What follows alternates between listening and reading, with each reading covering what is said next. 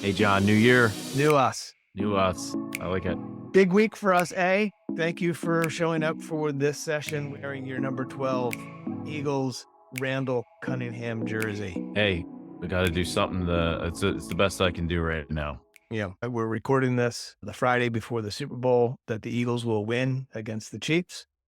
And this podcast will age poorly if I'm wrong, but I don't think I'm wrong. I'll never forgive you for that if that happens, or if that has happened, because as we'd be listening to this, would be after. But speaking of the big game, our big guest today has a lot of big ideas on how brands can successfully interact with their customers and consumers overall with the big game. And we'll get to that in a couple minutes. Great. Oh. First, I wanted to ask you a little bit about, you'd sent me an article about Starbucks having an ad in the Super Bowl.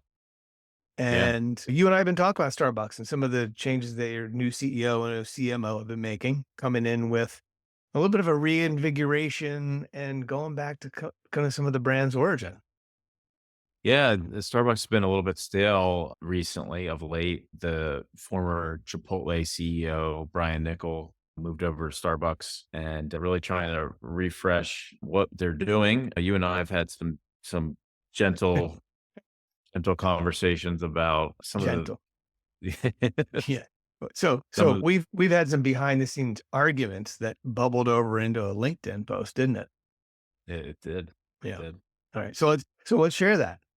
You and I have Yeah. different points of view about one of the big changes the CEO made, which is, among many other things, this is kind of small potatoes, but it struck me, bringing back the condiment bar so that customers can put their own cream and sweeteners into their coffee. And you and I have different perspectives on that, do we not? Yeah, I think it's disgusting, but you know, Disgusting. Say more. to each his own. To each his own. Well, I mean, if I'm going to Starbucks to pay double the cost of coffee, I kind of want my coffee complete. Mm. I felt like, I trust the barista. And You got to put faith in the barista. and how do you consider your coffee complete? What kind of coffee are you ordering? Well, Uh-huh. yeah. Black, right? Today, I've gone black coffee, but for Mhm. years and years and years, I had put cream and sugar in my coffee. Okay. So, Then all right. I So, weaned off the sugar, and then I weaned off the cream. okay. Well, But good for you. So you've got some credibility. My counterpoint to you don't like the mess. I don't like when I walk away with a coffee that has entirely the wrong amount of sweetener and creamer. And how does a barista know? because they're a barista. How do you know if you get the perfect amount of if you're ordering a cocktail from a bar, you trust the bartender to make sure that it's done in a way that is is sufficient for you. I appreciate the analogy, and I also want to tell you to shut up. I just what about if you're ordering a coffee to go and you show up, and does that mean that you should be putting your own creamer in when you're on the go? Yeah, yeah. Really? What about you're in a hurry and all you want is the damn coffee so you can get out of there, and now you got to wait for 9 drinks in front of you while a barista, lines it up behind all the mocha frappuccino lattes that are piled up in front of me. It's Hey, nonsense. that's not that. It was the That's why most I'm paying inefficient double. thing. Oh That's boy. why I'm paying double. Oh boy. It's a good thing we're in different locations right now. All right. So we're not going to resolve this debate, No, no, we will not. but they resolved it for us by bringing it back. And some other things they're bringing back, according to this new TV spot that's airing in the Super Bowl or before the Super Bowl. They're bringing back the handwritten name on there instead of the sticker. You probably hate that too. I like the handwritten name that they would always screw up the names on. I thought it was part of that's a good part of their culture. You don't need Good. to, Agree. that's fine. Yeah. But, hey, more time writing on the cup instead of figuring out the right amount of coffee, sugar, and cream. But that's fine. More time just handing me my coffee so I can fix it myself. All right. Do you want to talk real quickly about what they're doing in this? Yeah. Spot? So let's talk about that. If I can get off the subject of the creamer bar, the disgusting, inhuman coffee. Let it creamer rest. bar. All right. So, like we said, Starbucks has been a little stale the last few years. They're trying to reinvigorate it a little bit. And some of this marketing, I think, goes in that direction. One of the interesting things they're doing the day after the Super Bowl is a free coffee Monday. I want to get your thoughts on that. Do you feel like that's a little beneath them to do a free coffee? It doesn't Mm, really, I don't know that that kind of jives with who Starbucks has always kind of felt like they were, but interesting approach. Not that yeah, I'm turning down a free coffee, but yeah. I hadn't thought of that, but I probably would say, yeah, that would feel like it's cheapening the brand if it wasn't tied to loyalty loyalty members. So I don't know why that shifts it for me. It tells me that it's for the people who actually are engaged with the brand already, or it'll get people maybe to download the app and become a loyalty member, which I'm sure is of huge value to them. yeah. So And I get it. yeah. And, I like them. I like that they're actually doing the spot outside the game too. So it's Yeah. Yeah. the Super Bowl timed event or timed ad, and the event is around the Super Bowl too, around the free coffee Monday, but they're not necessarily spending the $1 billion to run the ad in the game. So that's Yeah. interesting. Yeah. I'm choosing to take it as like a celebration beverage for the day after my team wins. And if worst case happens, they lose, then it's a consolation coffee. Either way, I feel like it's a nice gesture. And I Oh, do like the focus on the barista. I feel like bringing it back yeah. to your people, and that's who you Yeah. relate to, and that's why they know what kind of Yeah. how much coffee and creamer that I need. Yeah. So, Well done. creamer in my coffee. Well done. Anyway, Yeah. um, Hey, without going too deep into yeah, the execution, but you touched on, yes, I like that they're showcasing the baristas. I also like that they're bringing energy back. I mean, like coffee should be about that. And for yeah, it, I can't remember the last time, if ever, Starbucks was really about kind of bringing energy to your day. I really like that idea, that positioning.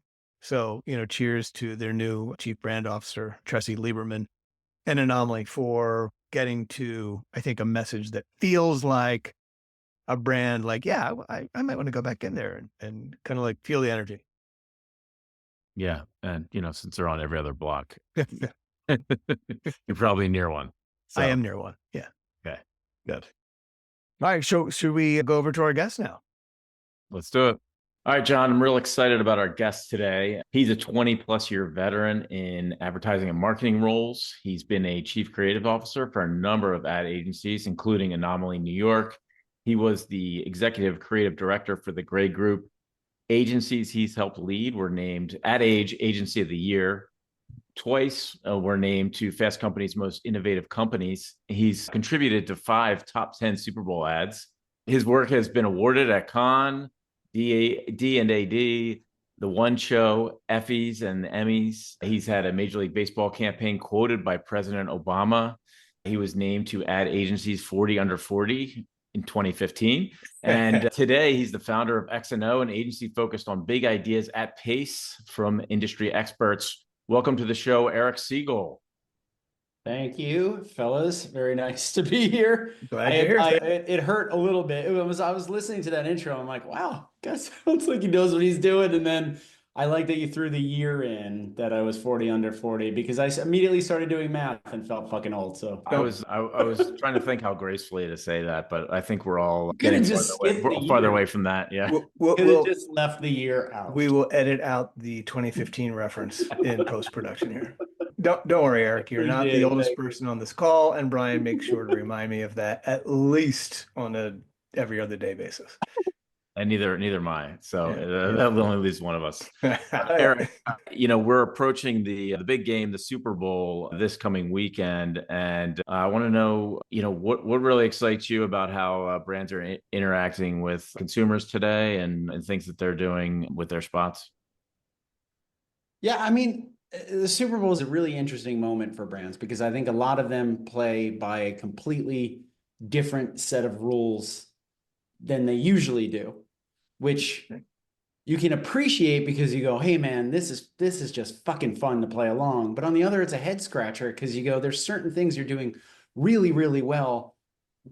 Why don't we think this way all the time, right? And what I mean by that is sort of this desire to connect with culture, right? To really sort of go, hey, how much you've spent for every millisecond of airtime and earning their, attention, being remembered, being loved, hopefully by the end of the day. And you just go, man, why can't that be the sort of barometer Yeah. Right. all the time? And I know, different horses for different courses, right? And meaning like, where are we in a moment for this brand? Where in the funnel are we? Sorry for folks who, I don't want to get lost in like Yeah. That's right. marketing. Funnel's kind of obvious. Funnel's kind of obvious. Okay, cool. I don't know, what stage folks are. We're getting close, but that's okay. You can email anyone can email us if they want to know what the funnel means. Eric, you just touched on something though, if you don't mind me asking real quick. Yeah. You mentioned, cultural moment, and that is, I think the Super Bowl is, almost the ultimate cultural zeitgeist moment. So I guess that forces a little bit of the different behavior you just talked about, right? Like this isn't the everyday. This is a cultural moment to reckon with, and Yeah. great advertising usually has cultural relevance. Yes. I think it should. I think, well, great advertising, perhaps great brands should have cultural relevance, right? Mm-hmm. I think that's the bigger way to look at it, right? Because the brand is the total sum of any and every interaction with the world writ large, from your product itself to, the space it occupies on the shelf to, yes, of course, your advertising and all the gestures and acts and activations in between. And what I was getting at before is, yeah, there's times to just like sell hard, right? But I think brands often forget about the other side of it and what they're doing in the moment of the Super Bowl. And there are many brands that, will play in this moment sort of year in, year out, right? Mm-hmm. The big iconic blue chip brands that have the money to really spend. And there's a lot of brands who will take this as an opportunity to just like introduce themselves to the world as well. Yeah, get on the map. Kind of crazy to get on the map, right? And that's a big, expensive risk swing to take. The biggest, most expensive swing to take. You better do it right. Yeah. Can you talk about some of those big differences you just mentioned, those different types of brands that show up for the Super Bowl, and kind of just how different they go about preparing for, or how different brands prepare for getting their ad ready? Yeah, I don't know. I think we've seen, I mean, look, the easy way to, like, when you just think about watching the Super Bowl each year, there's those gigantic brands that are, there to sort of entertain. Maybe they're telling you about a new product they have, but for the most part, it's just to be there. It's just to be a part of this moment. Mm-hmm.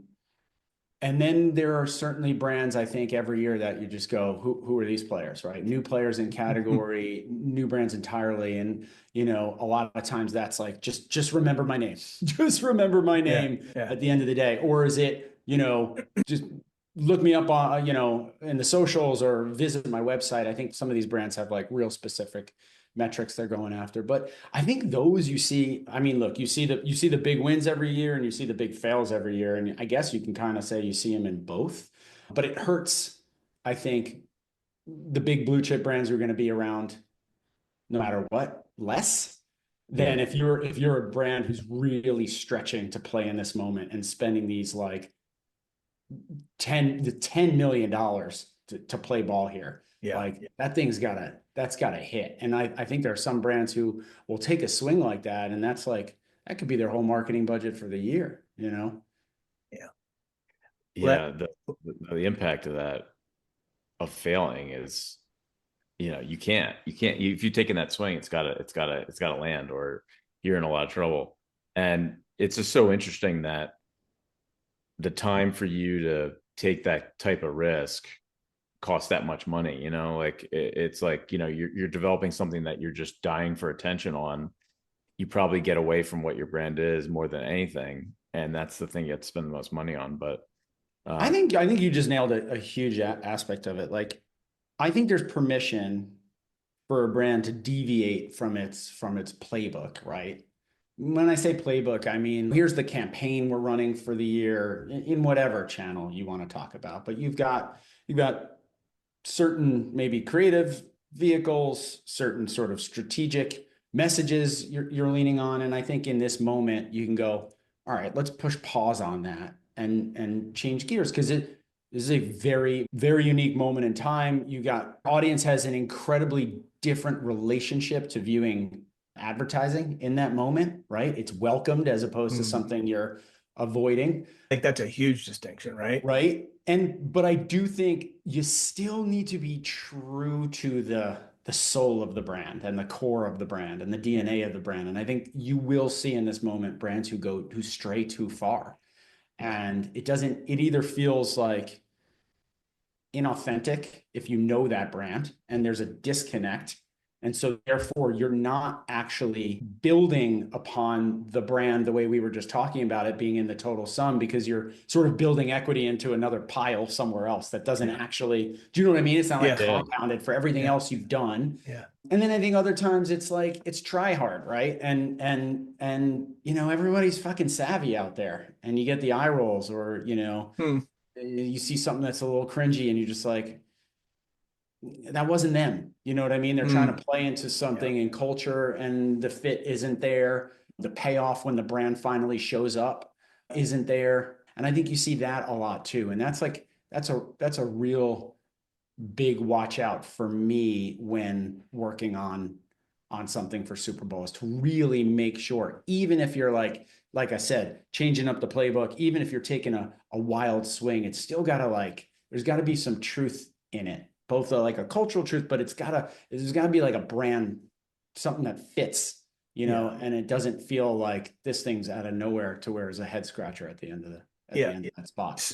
So I want to dig into that, right? Because sure, this kind of presence and money investment, you got to be true to your brand. So how do you rationalize that against, in the backdrop of the social world we live in now, where you don't have control over the way your brand shows up because creators do it for you with or without permission. Yeah. And then, Brian and I have talked about, back in 2006, Doritos invited consumers to create its Super Bowl ad. So the ultimate, giving up control. Sure, they got to pick which one won, but they give up a ton of control to have their brand created. Yeah. Partially created by consumers. Can you talk a little bit? Like, do you remember when that happened? And what do you think of it? Man, that moment, I mean, it was huge. I'm a big fan of sort of the, any way you can disrupt in that moment. It's weird. I'll talk out of both sides of my mouth for a second, because like on one hand, you're allowed. Yeah, I mean, like on one hand, I love just classic storytelling on the Super Bowl. A great fucking story, shot beautifully, killer music. Like that's gonna land too, right? We're emotional creatures, something just hits. Like that works as much as I think some of these more disruptive ideas that are playing with the format, right? Whether that's Doritos going sort of more UGC and creating a challenge, or it's, Tide years ago playing with other brands, messaging and iconography. Yeah, that was cool. Or flashing a bouncing QR code that is just, the what the fuck moment. What am I watching right now? I think I have an equal appreciation for that stuff. It's interesting because like with the Dorito thing, because like that became the brand, like that is the brand as much as anything, right? Like I couldn't tell you what Doritos was doing before then or who they were. Like I don't remember what that was. Probably something about like cheese dust and taste. Like I don't know. But now all of a sudden they became, more irreverent, more of the people, more creative, just wild. And then that became a thing that they built on. I think not just during the Super Bowl. And they obviously returned to that year after year, and then had massive success when they cracked, the USA ad meter with one of their spots. I mean, man, what a dream that is. You involve your audience, you save a shitload of money on production, and the Super Bowl watching audience in USA Today like votes it up. You just go win, right? Yeah. But I think like when I say they built on that, I'm not saying every ad Doritos does now has to be UGC, but that is a spirit and a respect for your fans that they have certainly like carried on with. And I think that's like become a pillar of who they are. So, and they're good too. I mean, it works.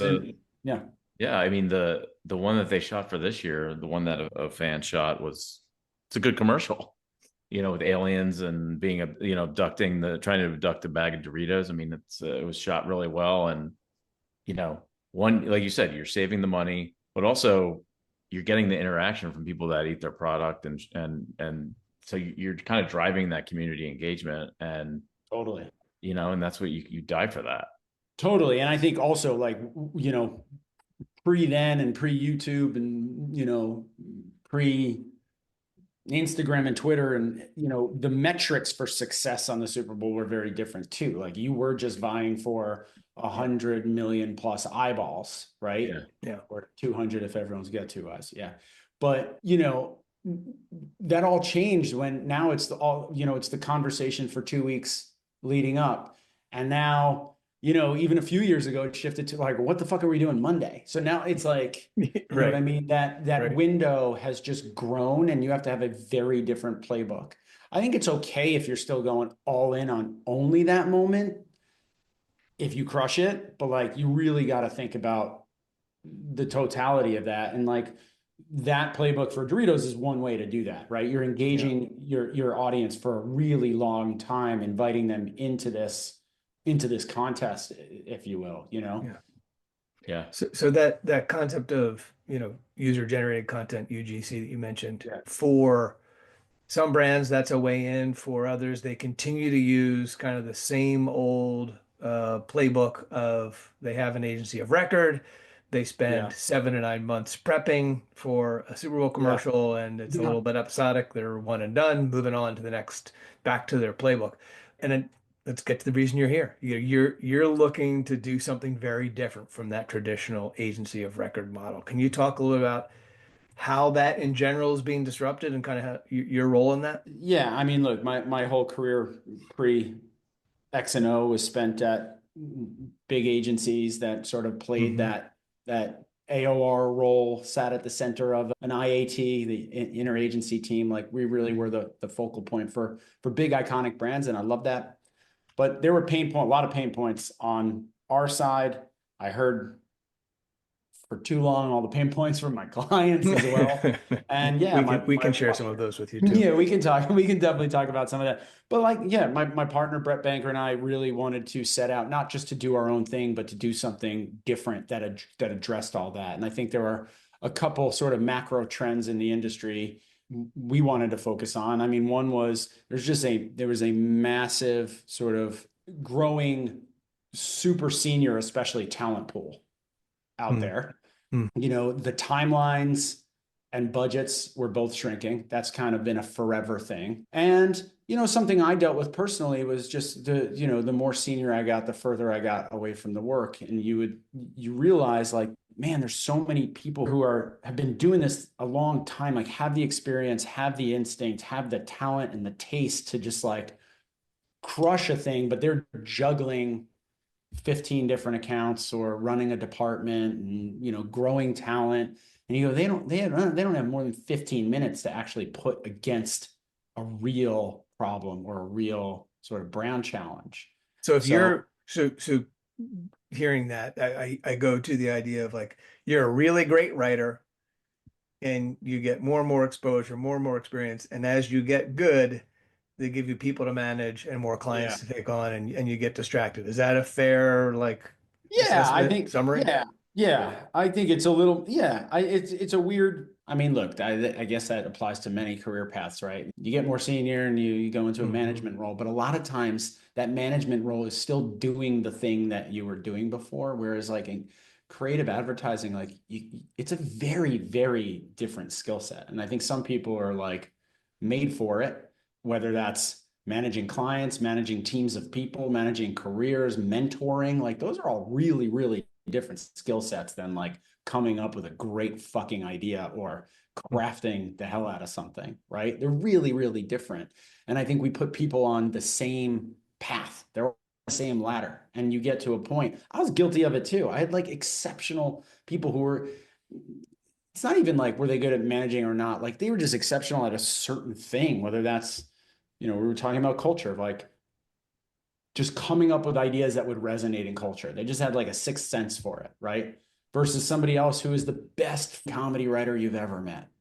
And yet you go, well, you kind of need to be more well-rounded if you're going to become a creative director, and if you're going to become an executive creative director, and if you ever want to be CCO, like this is the path. So I don't know. I think we got to lean into people's strengths a whole lot more, and specialty.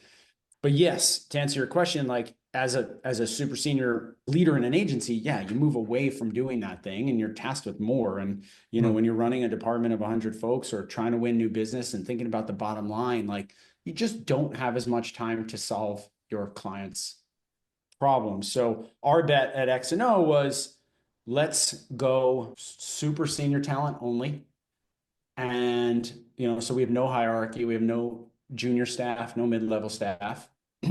Let's give people 100% focus when they're working on a thing. So rather than juggle these 5 things at once, it's like, nope, just be 100% focused on this project for a really short window, but lean on your instinct and taste to move at light speed. And we only work on a project basis. So we're out of the whole, you brought it up, John, about like retainers, and you're sort of in the loop-de-loop there. And the goal is to really just kind of keep the thing going a little bit. We're more of like a SWAT team, if you will, to come in, move at breakneck speed, solve the problem, knock it out of the park, and move on. So Got it. Yeah, that's our model in a nutshell. It's interesting when you start talking about something like Super Bowl, because of a lot of the factors we were already talking about, right? A lot of times there's so much money involved, and most of these brands are big brands. They most likely already have an agency of record, right? So yeah, it feels like it makes most sense to give that task then to your existing AOR. But we're seeing that shift too. We're seeing all brands kind of move away from having a single forever partner, if you will. Yeah. Well, I mean, like the world's changed, man. Like I was actually got caught up in Mad Men repeats last night, but like it was a different world. Like, brands relied on an agency to, do everything for them of how they showed up in the world. And yeah, now that isn't just like an ad in a newspaper or magazine. I love your model because I feel like it needs to be 100% focus on this thing, and then there's a lot of these other things, and like if you just have one partner to do that, you're probably going to get stuck in the situation you're just talking about. And the push and pull between the brand and the agency, I mean, it's just a completely different world. And the Super Bowl is a great example of just like needing so many things now. It's not just coming up with that one idea. It's like the execution of 1,000 things. Yeah. Oh man, I remember there was an episode of Mad Men, and he literally had a board up on an easel, and he was covered in like a black cloth, and he just unveiled it, and like that was it. That was the it. And I think I even said, Don, that's why we pay you the big bucks. And I'm like, man, fuck off. I wish it was that easy now. It's crazy. To your point, even like we were saying, very, very seldomly now is a Super Bowl ad the only part of that campaign. Like, the teas and the activations around 30 seconds in one channel, like that's not it. I mean, you look at, even now there's a bunch of campaigns, the Mondays campaign, like there's so many parts to that. And also to think like if that's the case, I would hope you're leaning on folks whose expertise it is to execute that idea and reinterpret that idea in different channels, right? Yeah. So-and-so's gonna write that film, so-and-so's gonna go execute that film, but what's happening in social? How are we, or other, any channels that you've turned on there that you really want a team of specialists going at this. And that's the way we think about sort of every project at X&O. Like we build the team for the ask every time. We're always building it up from ground zero. So there is no, this is your dedicated full-time team for this brand. Because I just think context just changes on a dime. How are you able to then pivot, just think really sort of brilliantly in different channels? Totally.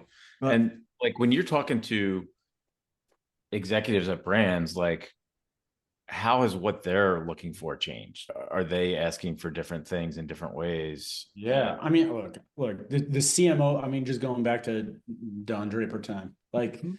or even just 5 years, 4 years ago, like Yeah. 5 years ago, like the CMO job now is so much more complicated, Sure. so much more. A lot of times, the CMO job has now become the chief brand officer, and again, when you think of what represents a brand, like it's everything. So Yeah. to go, I'm going to hire one team that can do everything for me seems almost foolish. It's not about like loyalty and like to an agency. And I think there is a lot of that and hurt feelings when this idea wasn't conceived here, Hmm. or Well, um the episode I watched last night of Mad Men, they lost the Lucky Strike account, and yeah, I remember. and they were crushed. And it was like, them trying to Lucky Strike was trying to consolidate all their marketing, which I don't even know Yeah. what else there would have been, like maybe the design of the packet. Yeah. But yeah, like the hurt feelings, it's really about like how can you create the best set of teams that you can to accomplish all the projects you need to do. Yeah, and I think, look, we have clients of all different sizes, which again is something very different than what I was used to in my past lives, because we were always looking to like scale up bigger and bigger clients. With Sure. X&O, because we're project based and we have a fixed fee model, we work with clients of all different sizes. So we have Fortune 100 clients and we have startups, which is really fun for us just in terms of to stretch our brains and the range of problems there. But they all have a different mix on their end, right? Like Hmm. whether that's, a Coca-Cola who's got, 50 plus rostered agencies, right? Or it's a startup who's got nothing, or it's someone who's really trying to beef up their in-house team and just wants to supplement that with some really senior thinking, or like big agency thinking without being able to afford a big agency on retainer. You talked a minute ago about bringing in like the specialists, the people who are really good for the thing, Yeah. versus having a standby team that did everything. So that's kind of at the core of your model. Is it sometimes hard to have the discipline yourself to not fall into the trap of, well, these people, this guy, this person, this man or woman was really good on the last project. Let's bring him in for this one because you're so good, even though it Yeah. might not be perfect. Do you find yourself ever backsliding into kind of that, bringing the round peg into the square hole? No, not really. I mean, we're Good. pretty disciplined. I love that. No, be Yeah. only because like we've this wasn't like something we tried on, you know, in the midst of our business model. Like You, this was you what it was you didn't come to built this. as. You didn't come to this lightly. Strictest. Yeah, like this is what I think we wind up in a position sometimes where you can look back and reflect and go, oh man, they weren't perfect for that. We try to like catalog our people, honestly, which is weird too, because they're so like exceptional. I mean, even on the creative side of things, right? I think, or especially on the creative side of things, because you folks who've been doing this a long time like me, I mean, I fielded any kind of brief, you know, I would not consider myself an expert in any, like I took on tons of, I don't know, cause related briefs. I'm not an expert in cause marketing. We have somebody who's written 4 books on cause marketing. So like, I'm going to tap that person. But when that comes, I go, I know I'm always looking for specialty. And there's a lot of creatives who are super well-rounded and would probably do quite well on any brief. But we ask them from day one, we're like, what truly do you believe your superpower is? Like, where do you really rate yourself as like the best of the best? And that's a hard thing Right. to answer, right? Sure. We all suffer from imposter syndrome. So to really answer that and go, where am I the best of the best? Like, all right, I'm not going to say everything because then you're Hmm. crazy. Like Hmm. you're crazy to say that. And then there's also like a little bit too of, and what do you love? Right? Where do you think you're exceptional? Because sometimes you might be exceptional because you've done it a million times, but you're kind of over it, right? And I don't want to do that one again. So that other bit of like what just lights you up, because when you get a challenge that's sort of tailor made for you, you just invest way more. And I don't mean hours, I mean like just brain power and energy and focus. So we're always looking for that. So yeah, like we've gotten it wrong, but I don't think we're really never playing a game of availability. It's not, well, shit, we don't have anybody that's suitable for this, so we'll just put so-and-so on it. It's just, well, you must have a pretty broad roster of talent then at your disposal. We're about 130 people right now. Okay. And So we yeah, try to that's be incredibly discerning. Yeah. And look, it doesn't mean everybody's and none of those aren't employees, right? Those are just people no employees. We're all contractor based. Yep. And it doesn't mean that everybody is an old person like me, who, Brian, thank you, was on the 40 under 40 list in 1910. But because some of them, depending on what we're talking about, right? If we're talking about, AI, like, that person might not have been doing it for 20 years, obviously. Very few have born into that and knows it inside out. So these are just people who know their shit inside out and really can speak instinctively on it. But it's interesting, even when you talk about Super Bowl, and I'll be fully transparent. It's like we've got no horses in the race this year, but man, we've got a bunch of folks in the network who have created very famous, very successful Super Bowl campaigns. So I just think about how a lot of the Super Bowl work gets made and everyone wants a shot at it. I get it. And they're going to approach it with tenacity and hunger on from some of these agencies. But I wouldn't consider a lot of these spots to have been sort of strategized and created and crafted by experts necessarily. Right. I don't always think that's the case. Oh. Yeah. I think, something you said, figure out the thing that you're best at. I mean, that to me is incredible advice for anybody. And, trying to figure out where their place is and what are you great at? And that's such a hard question to answer because, there's a lot of, the job market today is kind of crazy. So you want to be able to show that you can do everything, but you need to be able to be really specific about, where your strengths are but where are you great at? And then also, what you said about, do something that you love. I mean, that's so important. I mean, those two things to me are those would be the best two things you could tell somebody, you know? And that I think that's an exercise, anybody listening, it is hard, to your point. It's really hard, but to sit and take a few minutes to answer that, even if you don't share it with anybody, I mean, just file that away inside and know. And maybe some of those things you're not great at, you want to be, but that's helpful too. But I really do think being honest, I mean, we, not only the experts in our network, we talk to, production partners that same way. It's everybody who tells you I can do everything. I'm like, what are you fucking fantastic at?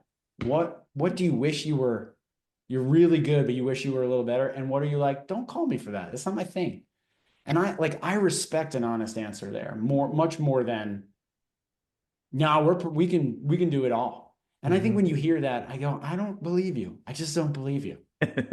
and I think it actually hurts you. So even when you talk about trying to get a gig and interviewing, I don't think that plays that well, because I think the person on the other end listening who asked that question probably knows it about themselves too, that there's no way they could be good at everything. Yeah. So I think it behooves you to answer that one, honestly. But it's hard. It's really hard. It's really hard. Yeah. Was there an oh crap moment for you when you decided that you needed to break away from the traditional agency business and do this very new model? Like you talked about, I've sounds like there was at least a slow burn and kind of seeing some of the inefficiencies and the opportunities on the other side. But was there a moment where where you made that decision, where you said, I'm doing this? I think it sort of not oh crap, more of a light bulb moment for me. After leaving my full-time job, I spent a couple of years just consulting, right? And I say consulting different than sort of freelancing as a writer, which I did a little bit as well. But I did a bunch of direct to brand work, and then I also worked for agencies in more of an interim and fractional chief creative officer capacity, whether that was hey, help us work on our new business pitch, our creds, sharpen that, or help us right the ship on this wobbly client, or help us win new business. And there was a moment where I was leading a big global pitch, and I just realized I'm doing this as somebody who does not represent this company full-time, this agency full-time. And everybody knows that, right? It wasn't back in the day, I would have been asked. When I say back in the day, I'm talking. Well, the client probably didn't know that. No, they did. That's what I Oh, mean. I really? would say Okay. 5 years prior, it would have been like they'd have no idea. But now with LinkedIn and you just go, Mm. oh, and my name is showing up in the little box like it is now on the Zoom. Yeah. They're like, oh, who is this Mhm. guy? Punch me into LinkedIn. They go, oh, he don't work for them. He's a freelancer. Right. And so, like I said, back in the day, it would have been like, hey, just tell them we're sort of negotiating. We're in talks. And Yeah. there wasn't any of that because I think something just changed, which is I don't like this brand 100% needed full service AOR global, like it's a big brand looking for a Mhm. big holding company type agency, right? So like they needed that. It wasn't like someone like me could go away and steal, quote unquote, steal the business. That's not Yeah. going to happen. But there's a moment where you just go, oh man, they didn't give a shit that I wasn't their global ECD. Like they didn't care. They were Well, just like, frankly, hopefully, I, hopefully this guy's just sitting at the table and is going to help make this better. And that's all I care about right now. Can you help me solve my problem? Can you help make this great for the agency? Can you help us win this for the client? Can you help us solve this? And I just walked away going, man, shit's changed. It's changed. No one cares anymore about the pageantry of it and the logistics of it. They're like, I need, we say, I mean, I think it's on our website. Like a lot of our clients say, like, I need big ideas. I need them fast and I don't care where they come from. And like that's what everyone's thinking, you know? So I we do left think they're going, thinking that. I think you're giving something. I think you're giving some clients a little more credit than do in terms of knowing whether you're a part of the team or not. I think a lot of times on a big agency of record relationship, the client just assumes if you're in here pitching a big idea that you are actually part of that agency. But to your point, I think the important distinction is this person able to help me solve my problem? Yeah. That's all. That's the Well, thing. I'll tell you, 10 years ago, the thing that would have scared me would be, and I'll use a different example. I had somebody come and renovate my house, and there was like a lead company, and they farmed out all the work individually. Like they brought in electricians, they brought in a contractor, they brought in somebody to do flooring, and the project kept falling apart because none of the people worked directly for them. So I would say, like, who's kind of holding everything together? Is there more, I guess, expertise on the brand side now where they're kind of making sure they're playing a bigger role and making sure they have the 360-degree view in it, where in the past, the agency record would do all that themselves. Like, who's kind of holding the thing together in a way that keeps that continuity? Yeah. I mean, if it's my company, like better fucking bet it's us who are like keeping it together. Do you know what I mean? Like Yeah. if I'm the CEO, I'm going, yeah, you brand team better be Right. guarding, just shepherding this thing overall and have a vision. But yes, lean on expertise to help you craft, hone, execute that vision. But to just like blindly hand that over and go like, I don't really know what's going on. I'm going to trust that these guys are running it. It's like, that just seems nuts to me. Yeah. But with so much pressure around growth, I think a lot of times that sentiment is not first and foremost. There's not a CEO going, let's make sure we are true to this brand. It's like, how do we get the quarterly number done? Don't care what the brand looks like or how it shows up. Right. Care about growth. Well, feels I like, mean, look, you get into that's a big fundamental debate. I don't even know how it's a debate, but like, this idea that brand drives business, like, which I firmly believe in, not solely.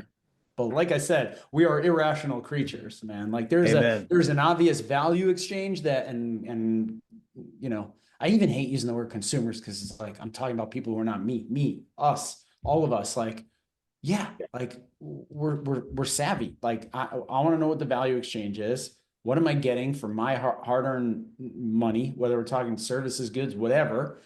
But like I want to believe in something. I want to know what you stand for. I want to understand who you're, even if it's not even some big profound thing. It's just the same way we like make friends or hire a contractor. Like, who the hell are you? Right. And like, what, what am I, who am I, bringing into my household or wearing on my person or like, or putting in my mouth, like, food, like, I just need to know who you are. And that's what I mean by brand. And I do think when you create some sort of affinity for that, like you're willing to go back. So it does drive transaction. Like, of course it does. Look at some of the biggest brands on the planet. Like there's a thing there. It's not just at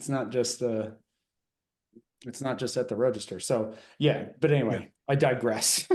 So, Eric, with Yes. the Amazon Prime Black Friday football game and its, more direct connection to transaction, do you see that type of strategy being used more in the Super Bowl? Yeah, I mean, you got another, you got eyes glued on the big one, on the big screen. You got the other one in your hand it's not even in your pocket anymore. I mean, it's never in your pocket. It's literally right in your lap now. So why not take advantage of that? There's some other conversation or continuation of the conversation happening, right? It gets really interesting when it starts to become layered, and as long as it's not too much work.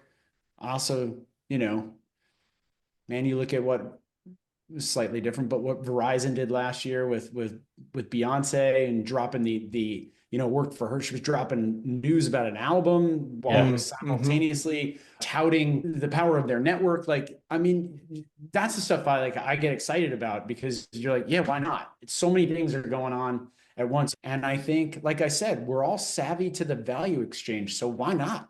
You got something to sell me, sell me. But sell me in a way that's entertaining, especially on the Super Bowl, because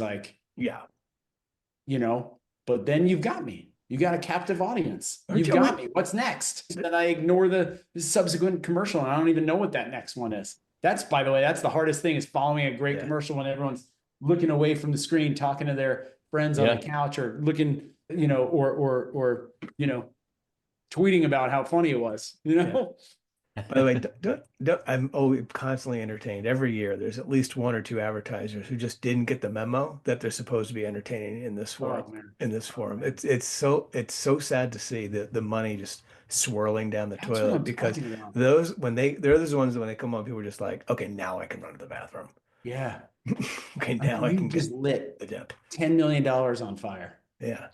Timing's everything though. Timing's everything though. I mean, they're everybody's been at a party where it just all magically gets quiet where a certain commercial comes on. And then other times it's like a great play just happened and everybody's talking about the play and then they missed the commercial. Timing is everything. I mean, there's just so many variables here. Yeah. I think that's true, but I also think there are a ton of bad decisions made. I mean, it's wild to me, right? Fair. Everyone's vying for the top 10. I get that. It is hard to crack that, but I don't think it's that hard to crack. Let's say, I'll be arbitrary, top 25. Yeah. And to fall in the bottom 25, what are there, 65, 70 commercials? To be in the bottom 25 is like, you really, really screwed something up. Tonally, strategically. Yeah. Craft. You're not putting that as the intro to your podcast appearance. Yeah. And it's interesting, ironically, there are probably people involved in some of those bottom 25, bottom 10 that were probably really good craftspeople, right? They probably were experts, but something just didn't connect. Yeah. I mean, there probably too many people got involved and it just probably fell apart. Yeah. I guess, Eric, what kind of situations have you been in where you do a ton of planning and it kind of blows up, or, right at the end, another idea comes out, or there's just so many different ways that it can go. Yeah. Oh man, I've been in a bunch of those. It's funny. I think, I've worked on, I mean, this applies to sort of all advertising, especially when you're making like a big film, but especially so for Super Bowl. It's nuts because there's so much attention and money poured into it. But yeah, I've been involved in Super Bowl commercials where we got the brief 8 months before, wow, developed in the next couple, tested for months, where you're drawing up animatics, you're testing those. I've gone so far as to certain brands have enough money where they will make finished multiple Super Bowl commercials and then test those. Wow. I'm not a big fan of testing in general, especially the creative testing strategy, maybe testing the creative, not at all. But so I've been on that end. I have definitely been on a couple projects where it was like a last minute thing. Screw it, we're going in, What can we cook up in 2 months?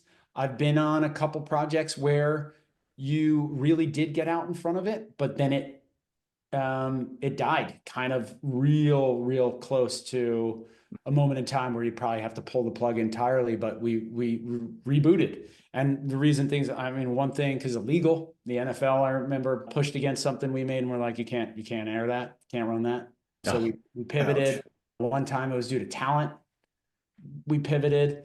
But yeah, I mean, it's funny because you can pull it off in 6 weeks. Yeah. You know what I mean? And I Yeah. think you look at it and you go, yeah, you should be able to. I don't think any 30-second piece of film should take 7 fucking months. I think that's personally, I think that's crazy. Okay, so your value prop of doing stuff really fast. I think that's, I mean, look at the business I've started. We'll tell you everything. Right. But I think that's nuts, man. Who's got that kind of time? Who's got that kind of money? Like, I just think that's nuts. All right. So your value prop of speed plus matching true experts to the actual business problem you're trying to solve, plus probably a bunch of other things. I'm sure you have plenty of objections in this new model that you've pioneered. What's the big one? What's the big one? Clients are like, I just can't pull the trigger and go with you with X and O because I've got an agency of record I'm paying $40 million a year to, and it's too uncomfortable for me to make that switch. What's the big objection? Listen, it's about fit, right? It's about, we are very clear in terms of what our proposition is. And that's for us and it's for our clients, right? Meaning we're not going to take the wrong job when we know it's a poor fit for us. Like, we're not a full service, full-time, round the clock, round the year agency, right? And I know that some businesses require that. Some brands require that. Now, so I'd say that's the biggest objection, but it's not really an objection if you're really clear up front. I was going to say, they probably know that coming into the conversation with you. Yeah. You are not that. I think we've been pushed sometimes when we've done like a cred session and, there's chemistry and there's, a marketer or a brand leader who goes, man, I really like this model, but can you guys can you do this for us instead? It's hard. It's hard to turn that down, especially if you like them. Yeah. Sure, if the money's good, if the brief's exciting, if the challenge is inspired and ambitious, well, like, you got to say no if it's not your model. Again, it's hard to call it an objection, but I guess it is. Yes, that's a good. Maybe it's an obstacle. Maybe it's an obstacle. It's a good reason, I think, for somebody to turn us down. Yeah. So, so you're not going to end up, you're not going to end up, 3 months into the relationship and suddenly you're doing 100 different local offer tags on car spots. That's not going to be you guys. Okay. Got it. Yeah. That's not us. Yeah. All right, Brian, what else do we have for Eric? I feel like we've kind of monopolized this time for a while now. No, I mean, I think that covers it. I think that, John knows that I have very similar beliefs to, like, why would we spend this much time on it? I feel like the more time you spend on something to that degree, I feel like it just gets compromised and the vision for what you're really trying to do goes away really fast. And when something gets overworked, you mean? Yeah. I mean, it's not like, the old poets in the 1950s would just be extremely stream of conscious and then they would never touch it again. Now that's a little extreme, but like, I do feel like there needs to be some of that, like, that first idea, like, run with it. And like, if you're trying to put something in front of people, like, they want to react to something that's very organic and something that has some feeling to it. And the more people you put on that feeling, the more you take that away. So yeah. Well said. It's funny because we're in a business that is, as we all know, very subjective, right? But I think sometimes you just got to trust, to your point, Brian, like, trust your instinct and your experience to go, no, that's going to work. Now let's spend some time together making it fucking great and ensuring it works, as opposed to, I don't know. It's hard. You get a group together and you all want to poke holes, you shoot something down, and, I think harder is to have like a build-up session instead of that, right? Where you're really building this thing up together and making it leak-proof, if you will. But yeah. Well, Eric, thank you so much for your time. This has been really interesting to hear about a very different perspective on the way brands go about showing up on on that big stage. So really, we appreciate really having appreciate it. Hopefully next year we'll have some films in the race. Well, Yeah. I can virtually guarantee you that you're more likely to have some spots in the Super Bowl than your hometown Giants. So how about that? That's Sorry, I didn't mean to way to make your way to make your guests feel terrible. First he's Between that old, and then the he's 40 under losing. 40. That's Then right. he's We like to shaky. open and close on a low note. It is going to be very hard for me to watch Saquon do his thing in a Super Bowl. I wish him well, but I do hope the Birds get throttled. We will. Hey, I respect definitely. that. I do respect that. I'm all in on a Chiefs three-peat. Let's go. We'll definitely edit this crap out. All Eric, right. thank you so much. It's Thanks great so much. talking. Fun to hang with y'all. All right. See ya. Bye. All right, Brian. Fun to hear about an entirely different agency model that can give brands the chance to kind of get into really big ideas with great experts faster than they would normally from a larger, slower agency. And also nice that we were able to kind of come to some consensus around what's important in terms of following your skill set and your passion and not arguing about coffee creamers. Indeed, and great conversation about how brands are interacting with the Super Bowl. And yeah, always good to talk to somebody who's kind of on top of the industry and has a lot of great insights. So awesome conversation. And has seen it from so many different angles. So, all right. Well, thanks. Until next time. We'll see you next time. Bye. See ya.